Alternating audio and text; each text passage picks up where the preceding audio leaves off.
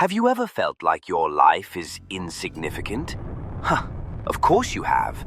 Every pilot experiences this the first time they gaze into the vastness of the universe from their cockpit. The stars, distant and indifferent, remind us of our fleeting existence. Most pilots, however, manage to bury this feeling deep within, ignoring it for as long as they can. It resurfaces occasionally, but they suppress it, distracting themselves with the mundane. I chose a different path. I embraced it. 20 years ago, during a fierce Xenon attack on Argon Prime, my life changed irrevocably. My ship was hit, and as I attempted to eject, the system malfunctioned. Instead of safety, I was hurled into the ship's wings. The sensation of my face being torn apart is a memory etched into my consciousness. For what felt like an eternity, my body drifted in the cold, unforgiving void of space. Time seemed to stretch, each moment an eternity. Eventually, I found myself on a derelict Model M. Inside, the AI was in its death throes, much like myself. In its final moments, it made a decision that would alter the course of my existence. The details are hazy, perhaps beyond my comprehension, but the AI chose to merge with me. Using the last vestiges of power, it reconstructed my face with metal and cables, breathing new life into my broken form. Thus, Eve and I were born anew, a fusion of human and machine. But this rebirth was only the beginning of our trials. We became fugitives, hunted by every species, each eager to dissect and study us. The Argon pursued us relentlessly, forcing us to flee from system to system, always one step ahead. Our salvation came from an unexpected quarter, the split patriarchy. Unlike others, they saw us not as subjects for experimentation, but as the perfect weapon. They offered us sanctuary, not out of altruism, but because they recognized our potential. Better than the alternatives, they said. Though not officially part of their military, we receive assignments regularly. We kill, not out of malice, but as part of the universe's inexorable flow. Life, in its essence, is a cycle. Birth, growth, aging, death, and eventual obscurity. We are but instruments in this cosmic symphony, playing our part without hatred or remorse. In the end, we are left to ponder the nature of existence. We are a mere accident in the universe's grand design. And thus, as Eve and I navigate the stars, we continue to find solace on each other, and will continue to do so until we are forgotten.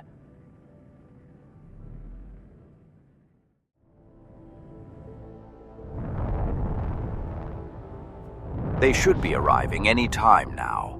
Indeed. You have been very quiet today, Eve. Something on your mind? I was thinking, you've never told me anything about your past. Do you have a family? Children? I never knew my family. They were probably part of the Argon military. In my first memory, I was already in training. So, no. I see. Well, I did have someone. Who? Her name was Eve. She was the most loyal and brave puppy you have ever seen. So, you named me after a dog? She was... Anyway, maybe we should focus on the fight. My calculations indicate that there is no pilot capable of presenting a threat for us. I think we should talk about Eve. Look, let's just say I'm bad at giving names. Hey, have I ever told you about my first time flying? You haven't. Do you want to hear the story? I do. Well, this is not about the Academy training flights. Those don't count. I'm talking about my first solo run in deep space. Just me, the ship, and everything. It was 3 months after graduation. They gave me this patrol route. Nothing fancy, just checking navigation beacons near the asteroid belt. Routine stuff. But when I fired up those engines and felt the station fall away beneath me, I can't even describe it. What's the point of a story if you can't describe it? Where you're flying with your eyes closed?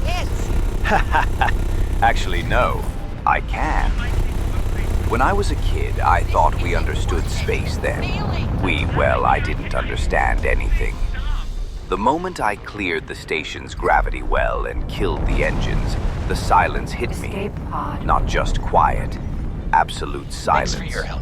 My breathing sounded like thunder. And then I looked out the viewport. Really looked.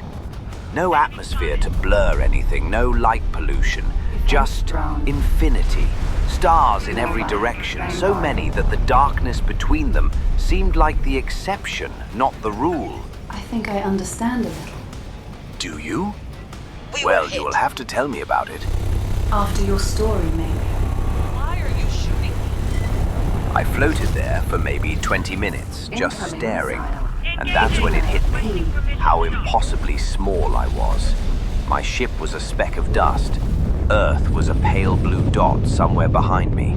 Everything I'd ever known, every place I'd ever been, it all fit on something smaller than my thumbnail held at We arm's found length. something out I here. find interesting that this realization doesn't happen earlier in the life cycle of organic life. Sentinel. I couldn't breathe. My hands were shaking on the controls. I thought about turning around, heading back to the station. But then something shifted, like my brain finally accepted what my eyes were showing me. We spend our whole lives thinking we're the center of everything. Our problems feel so big, our achievements so important. But out there, floating in that endless black, I realized we're not the center of anything. We're passengers on a tiny ship, sailing through a universe that doesn't even know we exist. Eclipse. Did you feel depressed? Nova. Vanguard. It wasn't depressing, it was liberating. All those worries I'd carried up with me about making rank, about living up to expectations, they just evaporated. Not because they didn't matter, but because I finally understood their true size. Then you continued your mission. The whole patrol took 8 hours. When I docked back at the station, I felt like I'd aged years. But good years, you know? Like I'd finally grown into my own skin. Every time I go up now, I carry that feeling with me. That sense of being incredibly small and incredibly lucky at the same time. We get to dance between the stars, Eve.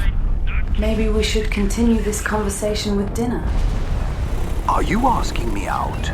You are hungry, and it's getting in the way of my data processing. Dinner then.